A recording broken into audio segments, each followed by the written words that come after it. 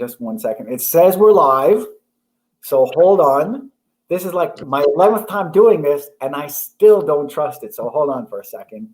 Now I go to my profile. I'm looking on my profile. Not there yet. Yes, I am. We are live. You see that? And there we are. Retweet. Right.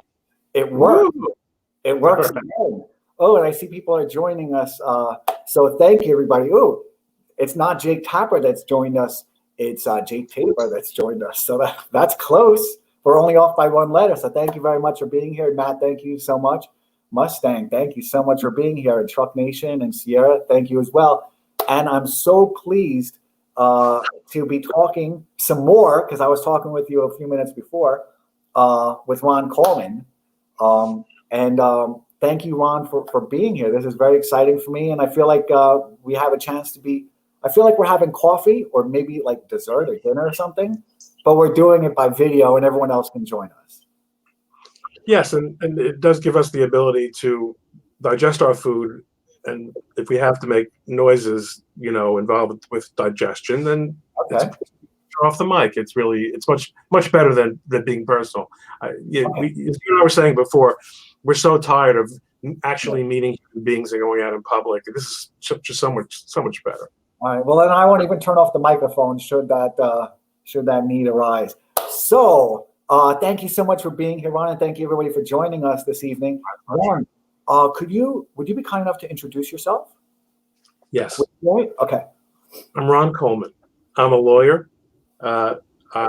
I'm known for my First Amendment work, trademark, intellectual property, torts of competition. I'm a partner with the famous, dynamic, jet-setting, happening Harmeet Dhillon. I'm helping her start the New York office of her San Francisco-based firm, doing commercial litigation, labor and employment stuff, trade secrets, the same kind of torts of competition I've always done. And looking forward to working with her more directly than I have. We've worked together in the past. And you and I have been Twitter friends for a while now, so it's nice to do this together. Yeah, and we also spoke, I guess, about 5 months ago. Do you think it was 5 months ago? We had like a Zoom call. But was it before COVID or after COVID? Was there a before COVID? There is no before COVID. The world starts with COVID now. This is dark. So we're here. It was almost certain. Well, we know it was this year. It was 2020. It was. And it was a few months. I'm going to say it was about 2 months or 3 months before you announced that you had joined your new firm. You become a partner in your new firm. Well, I mean, that's something that is only 3 weeks old or so. I mean, that's a fairly recent. So I'm going to say this was 2 months. This was maybe 2 months or 3 months ago. I know I had already begun my COVID log, and I know we were already discussing that a little bit. That makes sense. Okay. I remember we were discussing social media, and I remember we were discussing a little bit of the politics. But I was really, I reached out to you because I was so interested in kind of the way social media was kind of quashing dissent. I was just kind of intellectually curious about kind of the legal framework for that. So, on Twitter we had met, and then I just said, let's have a call. We discussed a little bit then, and we discussed kind of the tactics. And now you fully employed them at your new firm. So I'm going to interrogate you. I'm going to cross-examine you then. Would that be all right? Yeah, I can handle it. Okay, cool. So first, I'm just going to look over this way and see if I'm neglecting to say hello to anybody, or if anybody has any questions for us right now. Matthew, thanks. That was very thoughtful. And Jake, thank you for being here as well. So right before this began, we were discussing, I don't really know a lot of like what's happening kind of socially that much, because I pay a lot of attention to my own log. So a lot of the information I'm trying to capture on social media is just about my own, daily logs that I'm trying to keep of what I call the fastest roll-up of power in history. And then a few days ago, because of there was a kid who killed himself, who killed somebody in self-defense, I guess, or that's still going through the legal system. So I guess whatever the legal word is, that's what's happening to it right now. And then their lawyer, so I captured that. I wrote it down. I put it into my narrative. I did a timeline on it. It's in there now. I hard copied everything. And then their lawyer was just kind of suspended from Twitter. Was that right? Am I saying that correctly? And then Mark Dice, I guess, also tweeted something or had something on Facebook, and Facebook said you can't do that. So before this began, you and I were talking about that a little bit. So let's pick up from there. Well, I mean, I'm not following it that closely, but I know, everything that you said sounds like a pretty accurate representation. It's simply censorship, and people should understand that when we say censorship, that doesn't mean it's a First Amendment violation. Censorship is something that your dad does if he tells you not to use those kind of words in the house. Okay, any time someone is prevented from saying what he otherwise might say, he's being censored. So private companies may engage in censorship, and they are. Now, how much censorship they can engage in is going to be a question that we're going to continue to debate. In other words, it's almost certainly not a First Amendment issue, but there are many other possible legal issues involved with private censorship on social media. But the facts that you've described are the same way I understand them, and I saw the same tweets from Mark Dice involving his description of a video that was taken off Facebook. And it's a reality. It's what's happening. I mean, I was locked out of my account and told that I had to delete a tweet about hydrochloroquine a couple of weeks ago. It was the video of that very flamboyant lady doctor who at the news conference in which she committed the sin of saying that there's a cure for COVID. Yeah. So I tweeted that, and in order to play again in the playground, I had to delete that tweet. And I get it. I know what the rules are. It's not my ball. It's not my playground. It's not my, I'm not gonna. That wasn't the hill I was gonna die on. But that's what's going on. Yes, there's a narrative. There are a number of narratives that, depending on whether it's political, whether it's Black Lives Matter, whether it's COVID, we are moving toward a very, very pervasive information and expression controlling environment. I think it's an interesting question and I don't know how you would answer it empirically because there are just so many variables. Do we have more independent information and communication now than we did 25 or 20 years ago? We say that now we're being censored by Facebook, now we're being censored by Twitter, but the fact is there was no Facebook and there was no Twitter 20 years ago, and we depended entirely on gatekeepers. Here the gatekeepers are mostly ineffective. I mean, there are certain people and there are certain messages that are absolutely censored, but that has always been the case. In the time when you and I not only were growing up, but when our kids were growing up, there were still, 3 networks, a number of local stations, most of which were affiliated with networks. By the last 50 years, most major cities had one newspaper. Yeah. So there's always been control over the message, and you had no reason whatsoever to expect it, and no individual would ever have reason to think that he could get a message out.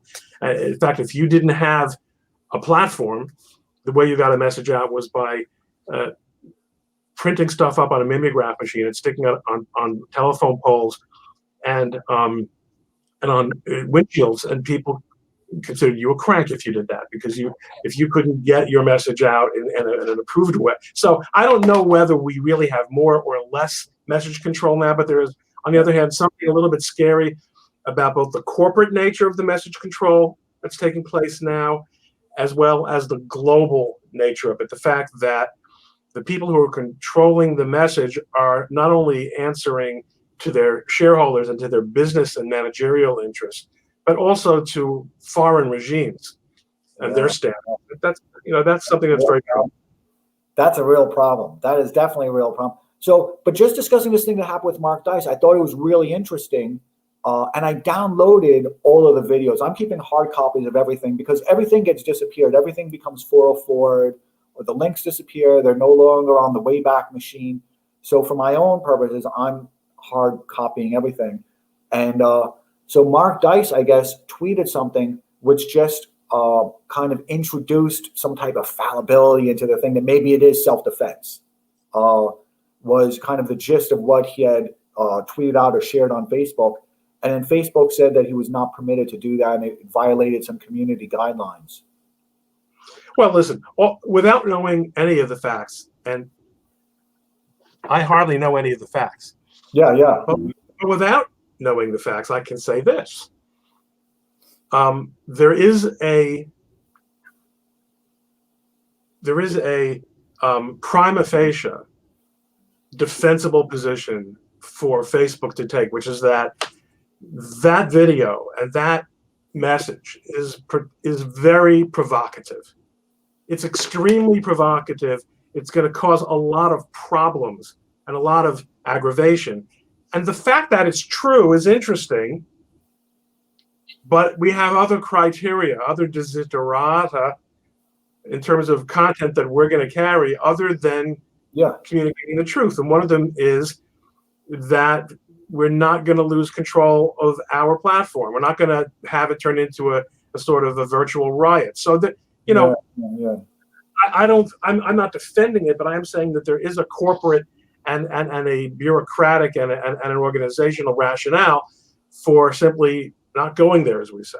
Okay, so I understand that also, and I understand it from the business executive side of it, which is, shareholder lawsuits, any type of actions, because I've been that guy at, in a corporation that we have to worry about headline risk and a whole bunch of other things that can impact the stock price, and also, liability type of things. So I understand that Facebook can apply their community guidelines to withhold that type of stuff. And I don't think it's particularly unreasonable, even though it should be fair, I guess. But at the same time, Facebook, and I don't even really go on Facebook anymore, but Facebook seems to be extremely tolerant of kind of directed violence that it approves of. I'm not sure if I'm wording that right, but Well, so here's the thing. I mean, there's no question. There's nothing on earth easier than documenting the inconsistency of the standards that are applied by all the social media platforms, Twitter, Facebook, Google, you name it. They're all inconsistent, and their terms of service are clearly pretextual. When someone is told that they're being suspended or that their ability to make use of the platform is being restricted in some way based on a violation of the terms of service, those are weasel words. It's like when the cop stops someone whose look he doesn't like and says, you've got a broken tail light, okay? They'll stop you for whatever reason they want, and they'll write it up however they want to afterward. The rules are pretextual, and the way you can prove that is the way you prove it in a litigation context, which is they're not enforced consistently. They're enforced, rather they're applied post facto or even in the moment, but only to certain categories of messages or speakers. That's a slam dunk. You're right about that. It's inconsistent, but it still works with what I'm saying, which is that the culture they've created, and whether they are the creators of it or whether they have only enabled it or whether it's some combination of the two, things that are provocative and that are potentially problematic to their culture are also unbalanced. So yeah, people can go on these platforms and say absolutely outrageous and violent and threatening things about Trump and about Trump supporters, about the state of Israel, about Jews. Oh, that's horrible. Those are completely acceptable forms of we would normally call antisocial expression, but which have been normalized on these platforms. On the other hand, any sort of counter narrative that goes beyond a click or two beyond plain vanilla, such as, hey, it was self-defense, such as maybe George Floyd wasn't a model citizen, such as there are serious questions about the way we're treating COVID or not treating, those things have been groupthink or right think in it. So all that's true, but it isn't a justification. It's just merely a description of the reality, which is that it is more of a threat to their culture and to the way their constituents feel. And I don't necessarily think those constituents, by the way, are really the shareholders. I think rather as you know, as an investor, shareholders are only nominally in charge of a company. The real people who run the company are the top management and the board, which is essentially selected by the top management. Well, I'm happy to discuss a certain some certain insights that, I'm happy to share a different perspective on that a little bit, which is kind of how shareholder activist lawsuits and the threat of these type of things it's a big threat. It's like it can be. But I think it's situational. So we have yet to see it, I think, in any meaningful way, unless you're aware of something I'm not, affect the decision making by in Facebook. Well, Facebook.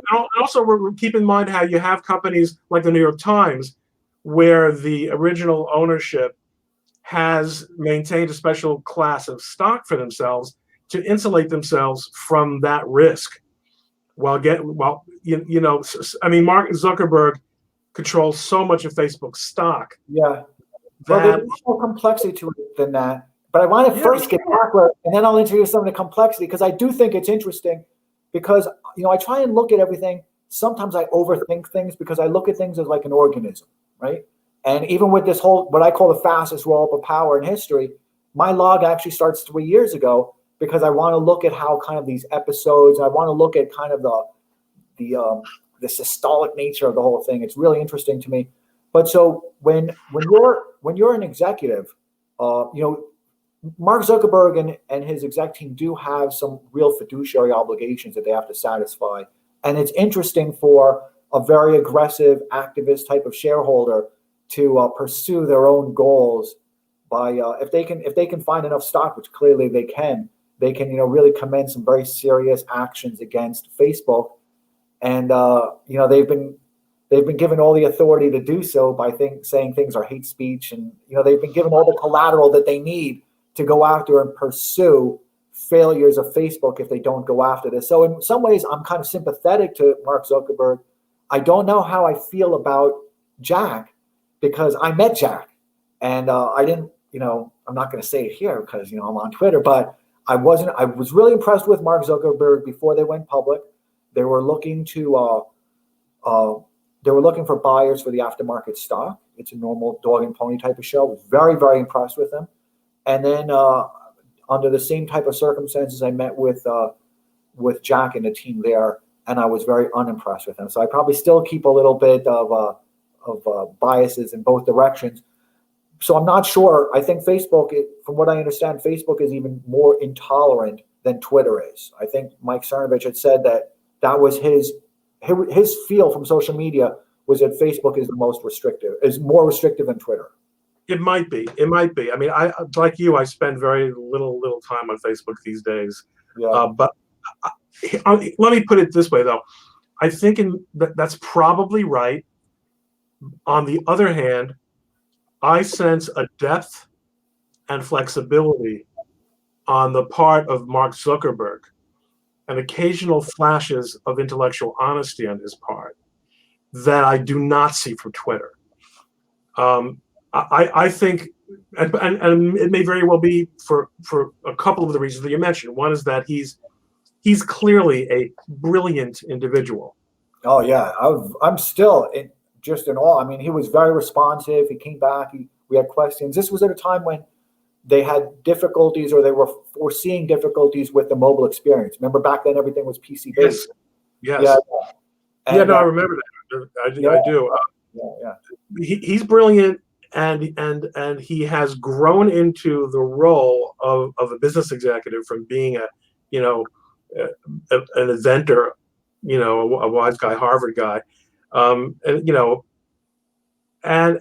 also I think that he's sitting on top of a platform that is far deeper in terms of its capability, in terms of its commercial relevance, than Twitter can ever possibly be. And I'll tell you how this kind of exhibit A and B is that I bought, and everybody knows I'm a big bull, right? I'm a big bull on the stock market. Hopefully everyone knows that. And I bought Facebook stock almost immediately after it went public. I think it went from $34 down to $18, and I started buying it around there because I was so impressed with him that I said, this is a person that can kind of emotionally recover from all the shocks of going public and all kind of the way it's different. It's just different, the organizational changes and kind of the cultural changes. And then at the same time, Twitter, I shorted the stock about 3 years after it went public. And it would get kind of complex to explain to you why. But, I really felt like I was... and it would be a waste of time because it would go right over my head. Yeah. Well, it's just interesting the way Wall Street kind of has its own revenge to these things. But then I was also very interested, going back, because we got lost a little bit, right? I see Bob Barnes, I think, makes a good point in the comments there. Facebook amps down more, but deletes and suspends less. I think that's probably a good description of at least one aspect of the difference between the two. Please, Adam, continue. I just didn't want that to get lost in the sauce. No, I'm really glad you said that. It's very interesting. That's really interesting. That's very interesting. Very interesting way of thinking. So then I saw that Cassandra Fairbanks, right, was suspended. Is that right? She was suspended from Twitter for at least a few hours. I'm not sure if that's a suspension or that's a lock or whatever they call these things. But that she was suspended because she was also, she wasn't even acting as a surrogate for, is his name Rittenhouse, the kid who killed somebody? Is that his name is Rittenhouse? She wasn't even acting as a surrogate for Rittenhouse, nor was Mike Dice acting as a surrogate. They were just kind of like, making their own kind of observations without, and they weren't antagonistic or in any way. No, Twitter is really heavy-handed. It's like, they send messages that way. It's offensive. It's offensive to the self-respective users, and someone who I respect a great deal, Glenn Reynolds from Instapundit, who is really one of the godfathers of social media. Thinking social media. He walked away from Twitter. He said, "This is nonsense. I'm not gonna be treated like this. If these are the conditions under which I have to operate, I've got a great platform on my own." I mean, the fact is, I don't go to his blog anymore. I love Glenn. I used to love it. I was there all the time. But now I'm on Twitter. This is where the action is. So I miss Glenn, but I think he made a really principled call. Because they're really heavy-handed at Twitter, and there's this real arrogance where there's no accountability. They refuse to answer inquiries. They do not respond to letters either from users or attorneys. People sometimes call me up, or they message me. I want you to write a letter. I said, listen, why give me money to write a letter that will be ignored every bit as much as your letter? Okay, the fact that someone is a lawyer means nothing to Twitter. Facebook, my experience has been that you can deal with people, and I've dealt actually with some of the with some of the people there. I mean, not that I've had zero communications with Twitter, but it's just as the platform itself is much thinner and much more superficial. Yeah. So is the way that they deal with people, and so yeah, but it's almost like a kind of a mafia kind of, the way they send messages by deleting, or by either deleting posts, or, and of course, the manipulation of the algorithm is very offensive. It is what it is. You don't like it, play somewhere else. So, and I see his question. I put it up there, so hopefully everyone else can see it as well. And it's interesting because do you think that perhaps one of the reasons for that is because Facebook, there's more authenticity within the users, while as within Twitter, there's not. That would be an interesting hypothesis if it weren't for the fact that we see that Twitter's censorship doesn't seem to take that into account. In other words, there are very well-established personalities on Twitter who are blue checks, who are allowed to say things that you might think, oh, well, that's an anonymous person. There's no accountability there. The problem on Twitter is hardly ever the anonymous accounts. Yes, some anonymous accounts whose identities are usually not gigantic secrets have been taken down. But people are people on the left or who represent certain causes are routinely allowed to lie, to simply broadcast misinformation on a regular basis. Whereas the president of the United States, they make political judgments about the things that he says. I mean, I don't think that explains it. Explains the distinction that Robert Barnes has made here. But I think there is, again, I go back to this concept of depth, not only the authenticity, but if someone has a Facebook account, it is a more serious. Well, this might be to some extent what you're getting at. People who have been on Facebook have often been on Facebook for, how old is Facebook now? 15 years? Yeah. Like, if you take away, even like people so often say to me, why so, listen, Facebook sucks. Facebook's this, that, and the other thing. Get off Facebook. And, I'm pretty much off Facebook. I don't really have, but I have been putting content on my Facebook account for 10, 15 years. I mean, as an Ivy Leaguer, I was part of that beta group of people who were allowed to use it before it was open to the general public. So lots and lots of friends, people from high school and college, and all the people that it is a resource for me in a way that Twitter is not. I mean, Twitter's a resource for me in many ways that Facebook isn't. But in terms of being a home base, so to suspend someone, to remove someone's Facebook account and make them start over again or suspend them forever, that actually cuts against Facebook's message, Facebook's marketing message, which is everyone should be on Facebook. Everyone, in other words, Facebook should be part of everyone's life. So if they delete you from Facebook, that's a real annihilation. Exactly. In a way, your online personality to a large extent really ceases to exist. So you have to really, really be abusive to do that. Whereas a lot of the people who have been banned from Twitter come back later under other names, and or they find other places to play it. It's not the same kind of thing. Facebook. So I think it actually cuts against the Facebook concept, which is everyone in the world should be on Facebook, and it's a part of your human existence to have a Facebook account. So if we use your ability to have and that's different from groups, for example. I think they're much more inclined to delete groups and also to delete content. So you can still have your account, but you're going to have to play by their rules. Yeah. So now, just going back to this Cassandra Fairbanks. Yeah. And so she was suspended for tweeting something that really wasn't advocating or acting as a surrogate. She was just like, hey, it was self-defense or something kind of innocuous, or not really that, she didn't make any legal representation, and she certainly wasn't, acting outrageous. And Mark Dice is also. So at what point does that really interfere with that young man's defense? I mean, if he's having all this ammunition hurled at him, and at the same time he's not being given any opportunity to raise the shields within public a little bit, doesn't that really handicap his ability to kind of successfully defend himself and to live? Well, defend himself is a broad category. You bring up a really, really important point. Defending himself in terms of his criminal defense and in terms of whatever legal issues there might be out there is a very complicated issue, because now we're talking about jury pools. Yeah. Very, very complicated.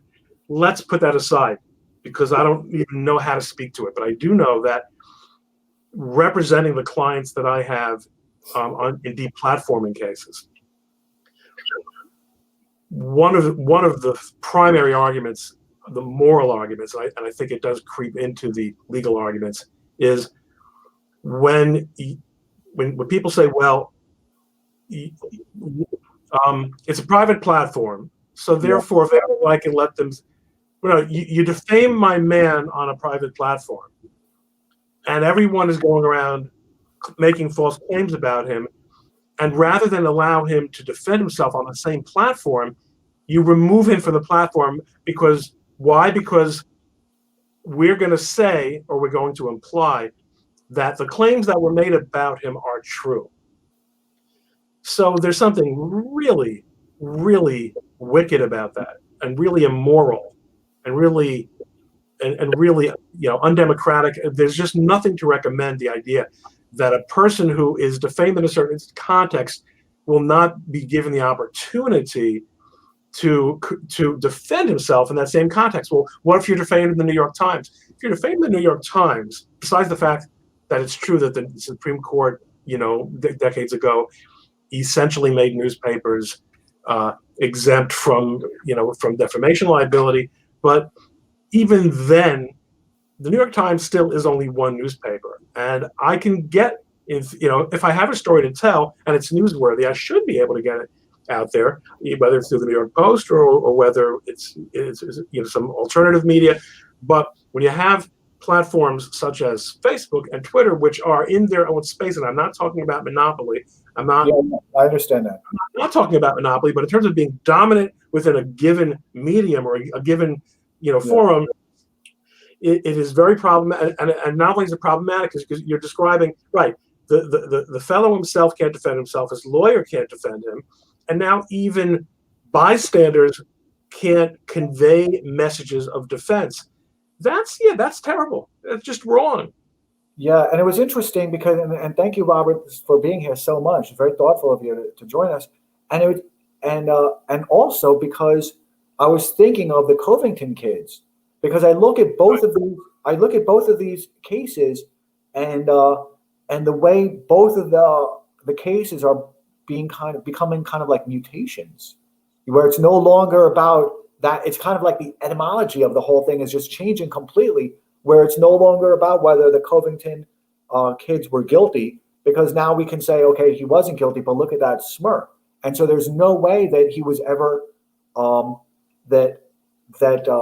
it seems like what the lesson that they learned from the Covington kids, they've shut off all the avenues now with this new kid, where the smirk was such a big thing, right? The smirk was whether he was guilty or not, or whether these kids were guilty of something or not. The smirk made them guilty, and you weren't allowed to.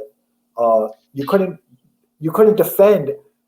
And I'm glad that they went to court and said, I'm glad that Robert and a whole bunch of other people kind of contributed to that and kind of hammered that out. And it seems like with this time, they're not even allowing any type of defense of the smirk. Do you know if that makes any sense to you? Well, not only that, they show the kid with a gun. They show the kid with the gun all the time. Like, the shot of him now is clearly to make him the white supremacist kid who traveled across state lines with a gun to kill people, and he's not being given any opportunity to even kind of dampen that really horrible claim against him.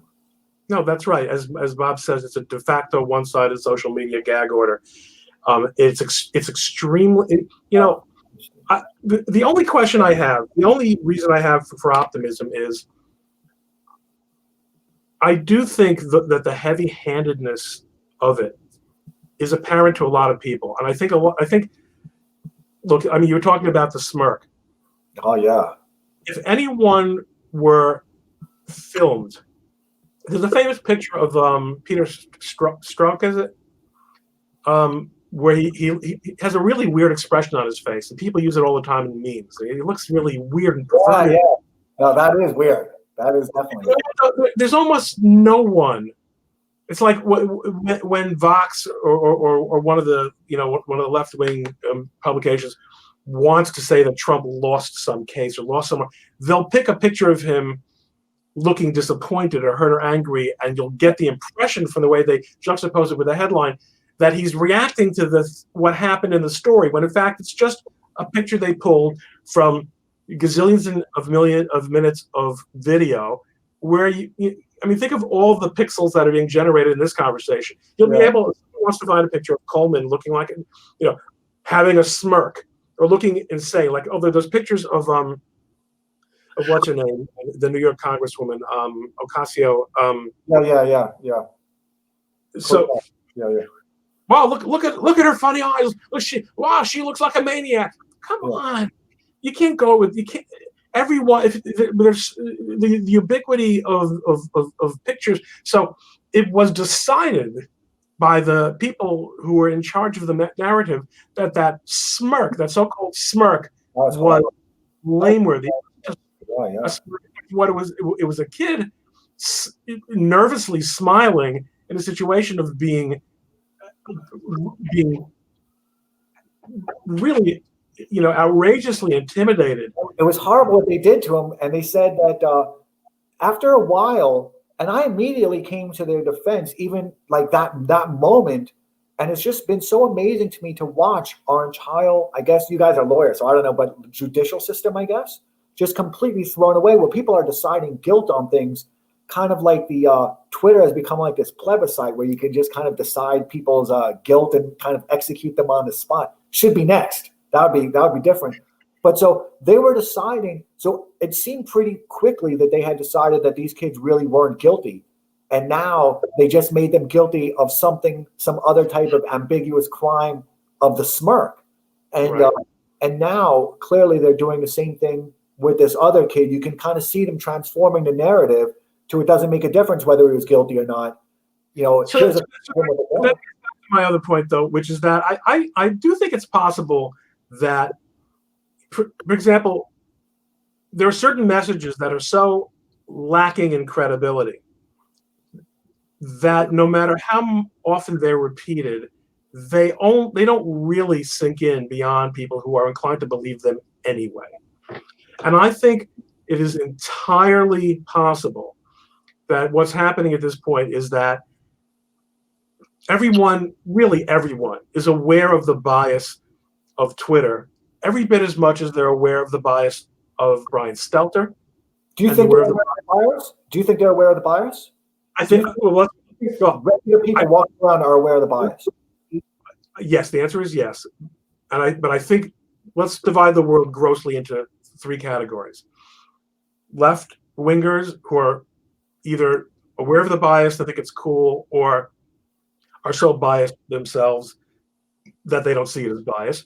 Right wingers who think of everything as bias because the whole world is against them, blah, blah, blah. And then the people in the middle who the fight is over. It's the people in the middle. It's the Pennsylvanians and the Wisconsins that we're fighting over. The people who are watching The View have already made their decision. They're not there to learn. They're there to have their view of the world reinforced. A lot of the signaling is just a form of social cosseting and reinforcement. Yes, we're right. We're okay. We're the good guys. They're the bad guys. And there's a political value to that because it encourages activism, it encourages donations, it encourages group solidarity. But the people who were deciding elections, and I know you've told me that you don't think there's anything to be decided. Maybe, I don't know if your views have changed at all since our last discussion on this, but those are the ones in the middle, and whether it's 33% or 30% or 25%, and we know the way elections work, right, is that we're not really, if 5 or 7 or 10% of the black vote switches, that's catastrophic for the Democrats. So it doesn't have to be there. Well, I understand that, but I'm really interested, and I want to respond to that in a second because I'll tell you about my experience in New York and amongst my kind of circle. So I think it'll be very interesting. But first, I want to go back to de facto one-sided social media gag orders because I do think about that, how it's really asymmetrical warfare. How it's certainly asymmetrical. Yeah. So I'm positing the following very unique possibility, but I believe I'm seeing it come through, which is that at the end of the day, the attempt to control the message does not succeed to the extent that In other words, people don't believe. People who weren't already inclined to believe Chris Cuomo are not believing him for the first time tonight because of what he's reporting. So, yes, it's asymmetrical because only one side is getting to broadcast this message. But I do think there's a point where, in other words, when you go out there and repeatedly, you see, what happens is these echo chambers and these silos fail to deliver to the message, to the narrators, accurate information. Look at what happened to the New York Times over the last 5 years. It's an amazing thing, and I've written about this on Twitter.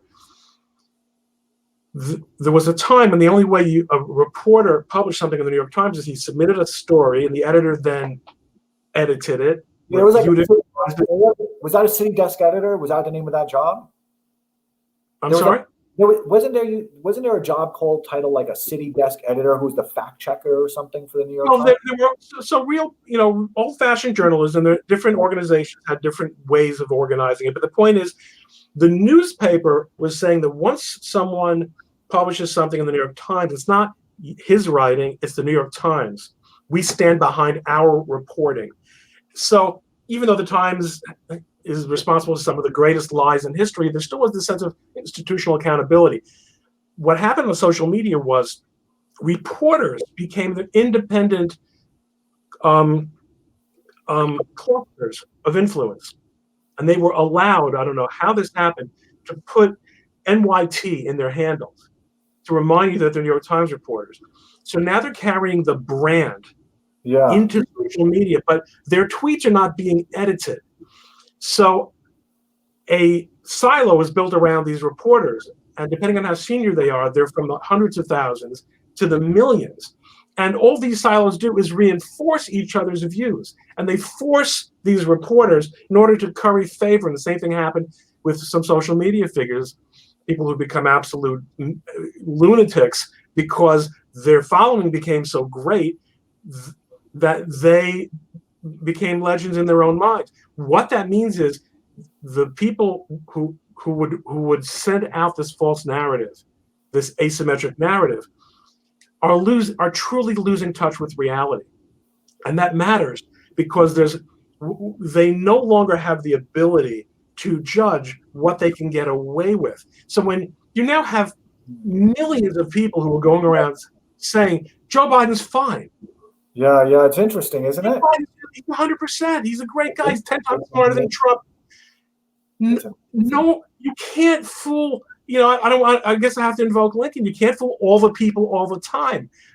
It just doesn't work, and because they have removed themselves. I mean, this goes back to I don't know anyone who voted for Nixon. All right, it's an old story, but it's 10 times worse now. They only hear each other. They think that people like Noah, the TV guy.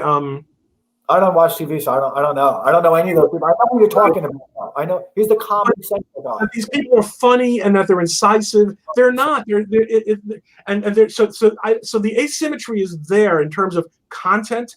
Yeah. But in terms of influence, I think it's waning, and in fact, I think they're undermining the equity of their own ability to convince that. I think it's largely. It's really jeopardizing, just in terms of this kid. Isn't this really jeopardizing his ability to adequately defend himself? I'm sorry? So now we're going back to the first point, which I said I don't know about, but I think we have to wrestle with it. And this is much more of a Robert Barnes question than a Ron Coleman question. Can you? Yes, Mustang Girl, Kurt Eichenwald comes to mind. Yes, the people who just lost it, and they're just laughing stocks at this point. So, can we say now that there's a real life and death, crime and punishment implication from this? The answer is yes. However, I will argue that has always been the case, and that there have always been, the press has always had a role in affecting the justice system, and the fact I'm not convinced it's any different now. One thing I can tell you is that social media is much more invasive. That jurors, when I try a case before jury selection, I lock down my account. I don't want jurors looking up my account. I don't want I don't want them knowing who I think. But on the other hand, I know that judges and judges' clerks are looking at my tweets, and that's part of being Ron Coleman, and you live by it and die by it. But in terms of an individual's ability to get a fair shake in the justice system, I think we all understand that no one gets a fair shake in the justice system anymore, and this is just one more anymore. I don't know if they ever did. It's very obvious now that it is extremely politicized, extremely unfair. So the fact social media make it any worse, it makes it bad. But the cops who beat up Rodney King were Rodney King. This Rodney is going King. Yeah, I do. Going back 25, 30 years. 1990. They were acquitted. Yeah. And then they were acquitted in state court, and then they were tried in federal court because that outcome, in other words, notwithstanding that they were tried by jury of their peers, it was determined that some other peers would have to be an appropriate jury, and they,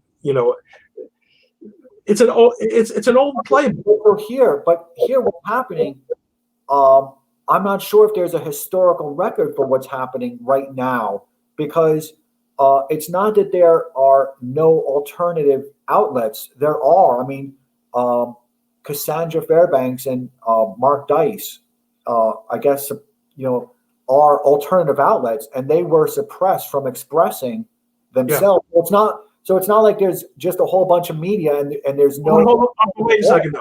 All right, but if now say it's 1968. Yeah. When were the Manson family murders? 67? Oh, I don't know. Whatever they were. Yeah. If all the newspapers in the country decide that Manson was guilty, okay, or in LA, and all the networks say it, so what's the difference? Well, so you don't have Cassandra, but we always have had an official message. But is that a legal question, or is that a philosophical or ethical question? I think it's an empirical question. Okay. I think the question is it not the case that there has always been message control, and that, if anything, there are far more alternative ways to get out a message now? That doesn't mean you can't ruin my career by deplatforming me. You can. Yeah. You can, and I'm suing, and I'm representing people who are suing because they've had their careers ruined. But that's different from saying that there's, that it's worse now. I think it's still better now. You and I were talking before we went on the air about how we don't really, who watches the news anymore? You can't even live. Where I live in New York City, you used to be able to turn on WCBS 880, 1010 Win, and just get local news, and then at the top and the bottom of the hour you get you could tell that these guys might be a little bit liberal, but by and large, a fire was a fire. Now you can't even listen to these stations. Everything is about what Trump did, and it's all propaganda. So how do people who are with it get the news now? We've convinced friends of ours to stop getting the New York Times because we've shown them that they're being lied to on a regular basis. So you start putting together your own news. So you're saying, well, what if you knock off Cassandra? So I think, as a practical matter, what happens is people like my friend Cassandra, and my friend Mark Dice. I say my friend, meaning that we know each other. Okay, I'm not pretending that we hang. They're very high profile. What Twitter does is it makes an example. Yeah. It makes an example because it is not practical to eliminate every single person who's saying something. So they go for the most visible voices on a certain topic. And again, it's like a terrorist or like a gangster. It's not, or like a prosecutor. You go for the kingpin, and and in order to encourage the others, they will penalize someone like Cassandra or Mark or me. Very rare. I don't think what they said was in any way. So, and you and I discussed this. So you're a little bit of an echo. Hopefully, nobody else is hearing that. But you and I were discussing this on our first conversation a few months ago, and at that time I said that from my observing this, right, and I'm trying to remove myself from it as much as I can, and just make myself that fair guy in the middle, right. is that a lot of people who were initially kicked off of Twitter that I saw, or the ones that I heard about, were speaking very undisciplined on Twitter. Like they were basically hijacking the platform, were speaking, with very inflammatory language, thinking that there was kind of no accountability for it, and it's my platform and I'm bigger than it. But they were also speaking in a way that was just really personally undisciplined. I think that's largely true. But on the other hand, there are many notable exceptions. I think Thomas Wick. But so here, what's interesting, right, is that lately I've seen that it's no longer those people from a few years ago who were kicked out. And I don't know a lot of these people's names, so I'm just going to say a few of them, and I don't know them. I'm only saying what I've seen, what I've observed of it is like Milo, I guess, used to be very incautious, I suppose. And that was his style, and that was his persona type of a person. So it is what it is. And then there was Saigon or something, some person like that. And I know he had a British accent. He was very popular, and I know he also spoke a little bit undisciplined. So I saw them getting kicked off, and I was like, they did make errors, because part of the problems that I've seen is some of the youth of today haven't worked within, you and I have discussed this, within a business corporate framework. So they've never learned that there was a lot of accountability to kind of a higher authority for their words and their actions. Right. I mean, look, I don't think you were ever in military service, and I wasn't. But my dad was. Yeah. My dad couldn't believe how, when I used to work for him in the business that he had, he would tell me to do things, and I would tell him why I thought it was a bad idea. What do you possibly? The generation that raised us, that grew up in an environment of command, which was largely, either based on military experience or was analogous to military experience, in the corporate environment. Yes, you do what you're told, and if you want to do it your way, do it somewhere else. And there's no question that social media, going back to my example of the guy with the mimeograph, now everyone has a mimeograph. So everyone thinks they can say whatever they want. I mean, and that goes out also, and there also the issue of anonymity does play into it. Well, so I do think you're right that the people who are the most message disciplined know how to get across information. But what you're saying now is that you think this is a really important. Yeah. So the thing is, I keep a log of all of this, right? As you know, and I was going to show it to you before, but we didn't have time. So now you would have been person number 6. That's right, but then I would be marked for you would. Then so then you'd have to worry about bench pressing accidents and a whole bunch of other weird circumstances that might befall you. But so shelf. Yeah, it happens. You might, So it's interesting because I'm cataloging all of this, right? Because this is kind of this era I call the fastest roll-up of power in human history, and I'm trying to kind of be the historian for it. So I'm just trying to suck up all this information, and I do this hours a day.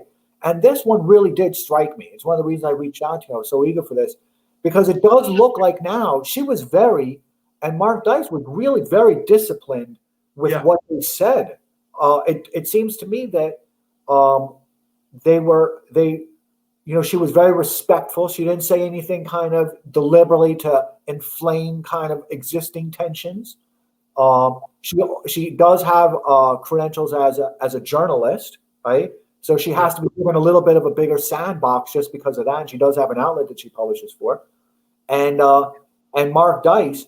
So it seems that they were very disciplined within their messaging. So it did strike me that now we're getting into an even more dangerous place where any facade of fairness is over, and it's just completely asymmetrical. Well, I have never doubted that as we got closer to the election, and also beyond the election, that incrementally we're going to see less and less toleration for dissent in these environments. And I think you're right to say that the asymmetric messaging that I was referring to, which that who believes these people anymore, I think they've become unbelievable. But by shutting down people who even in a disciplined way, take the message, bring alternative narratives and messages out. That is by far the more dangerous trend. And what's happening, it's the boiling frog metaphor here. I mean, little by little by little, they make it each increment of censorship only a slight increase over what preceded it. This was a big jump, though. This was, from the way I look at it, yeah, it was definitely. I mean, I'm happy to show you a little bit of my log sometime later, but I'm really just trying to capture everything, right? And it goes back like 4 years. So I'm looking at kind of like the amplitude of things. I'm benchmarking against Google Trends and a whole bunch of other things. Yeah, this one was definitely kind of an aberration. It looks like it's about to become the trend. And I want to be respectful of everyone's time because we've been going on. And so I see people have questions. Ron, can you and I both handle a bit of what do they call those, the bullet rounds? So I see one I really want to answer. And thank you so much. Thank you so much, Zach, for being here. He says, Adam, do you think they are aware of their bias? And it goes into another question, I think, which is right here from Dwayne Nick.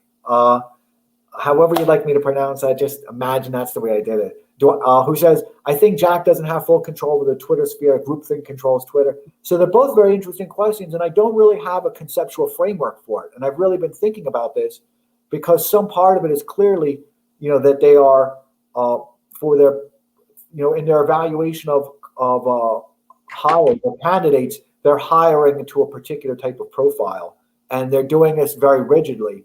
This is done by a benchmark and it's done by testing. So, they've taken the perfect employees or the employees that they feel are perfect, and then they've benchmarked them and created kind of test to benchmark to measure other candidates behaviorally against that.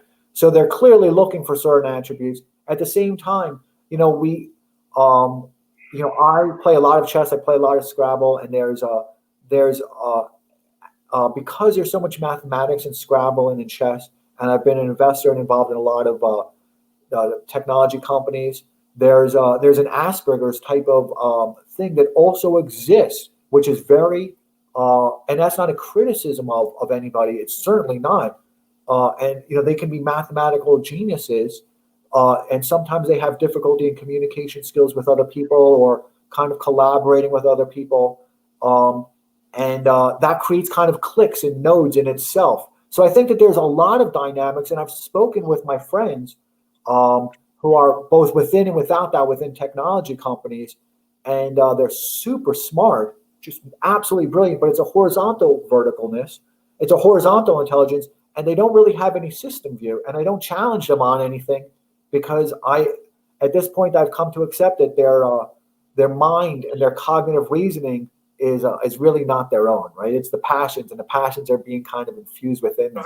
That's a really interesting observation, because what you're saying is that math brains, analytical brains, what are they, left brain people or right brain people?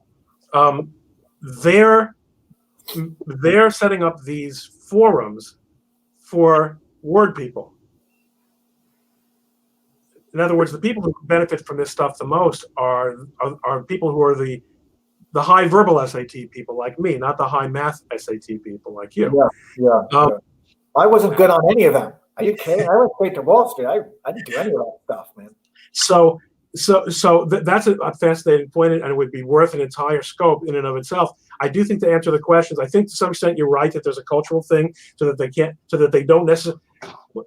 While you were speaking, it occurred to me that I was talking about the silo phenomenon, account by account and cluster by cluster, but there's also probably a meta silo where it's to some degree they can't really tell how biased they are. Having said that, I've tested people on this because I'm an expert on certain things, right? Within what's occurring within COVID and within the news cycles, and again, I'm clocking everything like a historian, like I'm Thucydides. I really like that, and I kind of quiz people, and I try and do it in a way that's not in any way antagonistic, but I'll ask them what they think about this and what they remember about that, and what they remember about 2020, what they remember about 2019. Al Baghdadi when he was killed, when he was this, and when he was that, and you can't compete right now with people's ability to reason. You're competing. People can only hold so many thoughts at a time, and you're competing for their kind of mental real estate. And you're not being allowed into the shopping mall. It's all booked up and paid for well in advance by CNN and by the media, and you can't retreat from it anymore, which is another problem that people can't retreat from in the way that they used to. So when you were talking about media in the 50s and 60s and even 2015, 2016, you could run away from it. You cannot run away from these issues anymore. Nancy and I don't do any of these type of things, and we still overhear these conversations. So it's still kind of intruding upon our being and our well-being. So Kim, thank you very much. She says, also think it then backfires if a viewer is objective. I know what she was talking about. She was talking to one of your points much earlier on. I want to make sure I'm responsive. So I'm going to scroll through here because I know you had a lot of, and I know this is a question that comes up a lot, and Real Radix Z asks, is Twitter a platform or a publisher? Doesn't matter. The only reason, under Section 230, the distinction between a platform and a publisher only applies to liability for the actions of third parties, which is basically defamation cases. That's not the issue that we're dealing with now. That has nothing to do with censorship. The censorship issue, and this is an article that I've tweeted a gazillion times that I co-authored with Will Chamberlain. The censorship issue comes down to whether there is a good faith effort on the part of the platforms, the internet service providers, to moderate content. And it's very clear that it's not a good faith effort. People have to forget about this publisher platform distinction. It is not the issue for 2020. Oh, that's really interesting. So what is the issue then for 2020 and then for 2021? Whether the content and access restrictions are being exercised in good faith by the platforms. And I think proving that that's not a good faith is like rolling out of bed. We just need to find the case where a judge will let us put those proofs in. Can you help me better understand that? I can. What I'm going to do is when we get off, I will tweet you the article where I laid it out with Will Chamberlain, and I'll tag you in it, and everyone who's listening to this will be able to as well. Please do. So I want to make sure if I've missed anything, and I want to be so respectful of everyone's time. And it's 9:30 now, and it's in New York, and it's such a beautiful night. And I'd like to get a little walk out there. So I want to make sure you have to be the Great Generation. Sargon of. So somebody said it was Sargon of Akkad. I was thinking of. Yeah, and it was interesting because I watched. I guess it was Tim Pool when he was speaking with Twitter on Joe Rogan, and I remember being a little bit angry at the time and tweeting out some things that I wish he had asked about the Twitter Safety Council, and I think that was really the last. I thought at that time it was the last chance at bat for people to really make some real inquiry into the practices and algorithms and the functions within the Safety Council. I didn't think that there would be another chance at bat. And, I've been right. So. Ron, yeah, they're no longer answering questions. Yeah.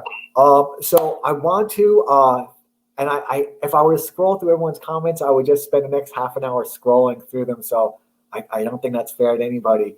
And Ron, I want to thank you so much. This has been so much fun and so informative. And I feel like it was the dinner that you and I had wanted to have, and now we've just had so many other people join us. Well, it was really a pleasure being here with you, and maybe we'll do it again soon, and maybe we'll also do dinner. Oh yeah, I would really love that. That would really be great. And again, congratulations on your new partnership. I think that's fantastic. Could you and you guys make a lot of news. So could you just tell me a little bit about what some of the higher name cases that are going on within a firm now? Well, the firm, look, the bread and butter of the firm is commercial litigation and employment litigation, and my work is torts of competition, which is trademark and to some extent copyright cases and unfair competition, interference. But the stuff that makes the news is the First Amendment challenges to the COVID regulations, other religious liberties and free speech issues that Harmeet and I both been involved in our professional lives, and which she has really put together a platform with the nonprofits that she set up with election law and First Amendment stuff. She's suing Governor Newsom and a bunch of cases in California. I've got lawsuits going against De Blasio, Cuomo, and Governor Murphy. Yeah. And none of most of them have not been resolved yet. But the judges are extremely resistant. Yeah. They've taken a view from Justice Roberts to defer. Wow. And it is a gigantic disaster for liberty, what's going on now in the courts. But we're still fighting. We're not giving up. Wow. So how long does it take for these things to get resolved? Like, what happens next? Do you have to live with all the anxiety for the next few years, or what happens? Well, if we don't get some kind of relief in one or two of the important cases in the next 2 or 3 months, we'll have lost. We'll have to find another way to reclaim this territory. Wow. It is, that we could do an entire scope on this topic. I'm glad we didn't, because it's all I live with, it seems, these days.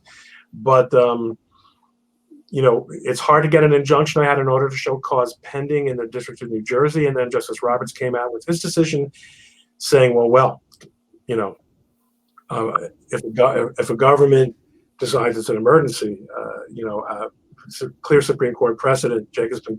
Jacobson case says that we have to defer to that. Well, Jacobson involved a legislative decision, not an executive, not a gubernatorial decision, and it's a different world. It's a different fact case. In Nevada, Justice Roberts ruled silently, without answering for himself, in the face of a dissent by Justice Alito, that you can open casinos and keep churches closed, which is as gross of an offense to the First Amendment as can be imagined. Wow. And it's a crisis. It's a gigantic crisis. We're pushing hard on these things, but it's you can't. We're fighting City Hall, but it's not going very well. If the Supreme Court is going to read the First Amendment out of the Constitution, our work's cut out for us. Yeah, and I thought this was an interesting question, so I'm gonna answer it, and then we'll all go away. Okay. So somebody says Jack didn't seem to have answers. Is Twitter safety doing its own thing? And I suppose what you're referring to is that interview, if we can call it an interview, with Tim Pool. And I like Tim Pool. I mean, I like him. I think he came extremely unprepared, right? So if I was looking for an adversary to slaughter, he would have been ideal, because he was coming up against Jack, who's clearly very super intelligent and very highly functional, and understands the reliance on his lawyer, right, which he brought with him, and his lawyer also came prepared to battle, because that's what she's there to do, right? Lawyers are battlers. They go into the Thunderdome, but they're just not. They don't fight in the Thunderdome. They just kind of litigate in the Thunderdome. And then Tim Pool came in, and all he did was ask about that guy Sargon of Akkad and a few other type of things. He was like, "Well, why did you suspend this guy? Why did you suspend that?" Which for them was just the best thing they ever could have happened, because all they had to do was say, "Hey, this guy was a little bit of he said wrong things, and we looked into it, and he wasn't a good guy." So I think that Tim Pool. So when you say Jack didn't seem to have answers, he wasn't really pressed on really good questions. That was the problem, because I listened to that interview several times, because I'm familiar with certain things, and just certain companies I'm kind of familiar with offhand, and I'm an investor, or I know other companies that are doing certain things. And there was a lot of complexity that Tim neglected. That there were some things that Jack said that I thought were very interesting about even decision making on who gets suspended and who doesn't, and what is the process for selecting an adversary. And once an adversary is discovered, like, how is it handled? Is it handled entirely within Twitter, or does some management of that account go off-site to a third-party type of firm that then does counter adversary or has some type of an advisory capacity through an API or some other type of stuff? There's some really interesting things that Tim was not prepared. And I think I even emailed, or I texted or DM'd with Robert Barnes, and I know I remember with you, Ron, and I think with Posa Biak, and I said in advance, I hope he asked these questions. And I think right after, I was just furious. And, I just wish that Tim Pool was such a wonderful kid, but he had his own vanity attached to it. And he was very reliant on his own kind of authority and on his own vanity, which is a dangerous thing. And that's the type of people I've gobbled up all my life. So I understand, that's a real problem. And so did Jack did. And Ron, what do you have like Tim Pool to ask you to join him, or at least better prepare him for that? I'm pretty friendly with Tim, so I don't want to second guess him. It's not an insult to him. I mean, it's a growing experience for everybody. We all have gone through that. It was, if it's your chance at bat, right? It's that Eminem type of song, something about like you've got one chance, whatever that song is. Like when you've got your one chance, you really want to go prepared, and you're a professional. This is literally what you and Robert Barnes do, and you guys know the question. I wish that Robert Barnes would have prepped him. Yeah, I mean, there was just so much he could have done, but going about it by asking about Sargon of Akkad was not the battle to fight. You really want to fight structural issues and get kind of a structural insight to how decision making occurs and what's the organizational chart. I hear what you're saying. So yeah, you're friends with them. I'm not insulting them. Personalities come and go. I mean, how many people are ruining, Sargon's disappearance? People move on. You're right. That might, by the way, have something to do with Tim's background in gaming. Yeah. He seems like a really nice person. I follow him. He's a great guy, and he's really smart, but I do think gamers do get hung up on personalities more than most of us. Yeah. Legendary. So again, I want to thank everybody, and particularly you, Robert. So Robert, I'm thinking of Robert Barnes now because I'm looking at his comment there. I want to thank you also. Thank you also, Robert. I'm looking at his comment when I was talking about the asymmetrical warfare, and it's from what I see, I think it's going to get worse. That's just my opinions. I think they're going to keep pushing it. I think you even tweeted something. And we're going overtime, but I think you even tweeted something like, what did you expect? They're going to start, they were giving lawyers kind of they were giving lawyers, I think you said something about, they're giving lawyers a little bit more of a professional courtesy. And now that's even gone out the window now. Yeah, if that was ever true, people are under the impression that lawyers have some kind of magic ability to make, to exercise power. And I guess, when you know how certain of the levers of the social system work the way lawyers do, you can have that impression, but by and large, it's more who the lawyer represents, and these institutional things have much more to do than whether you have a license to practice law or not, no matter how good you are. Goliath almost always beats David. That's why this David versus Goliath story is interesting. Yeah, and Twitter's usually win, having been in a large corporate environment. They always win through attrition, or they win through brute force. Yeah, usually they do. So I want to thank everybody. We ran a little bit over time, so thank you everybody for your participation. Thank you so much, Ron. Thank you. Have a wonderful night, everybody. Bye-bye.